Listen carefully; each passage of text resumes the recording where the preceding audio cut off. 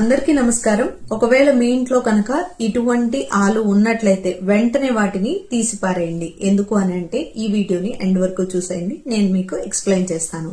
Hi, నేను మీ doctor Srikari, homeopathy physician. So చాలా మంది ఇటువంటి స్ప్రౌటెడ్ పొటాటోస్ ని చాలా లైట్ గా తీసుకుంటూ ఉంటారు. ఆ పార్ట్ వరకు కట్ చేసేస్తారు, లేకపోతే అలాగే పీల్ చేసేసి కుక్ చేసేస్తూ ఉంటారు కదా.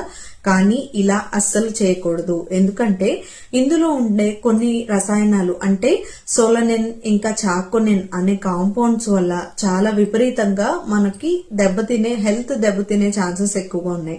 దీనివల్ల ఇలాంటి ఆలు తినడం వల్ల ఎటువంటి లక్షణాలు వస్తాయి అని అంటే స్టమక్ లో చాలా ఎక్కువగా పెయిన్ రావడం, అబ్డామన్ క్రాంప్స్ లాగా అనిపించడం, గుండె అంతా మంటగా అనిపించడం, కొన్నిసార్లు అయితే వామిటింగ్స్ ఇంకా ఇండైజెషన్ ప్రాబ్లం కూడా వచ్చే ఛాన్సెస్ ఎక్కువగా ఉన్నాయి.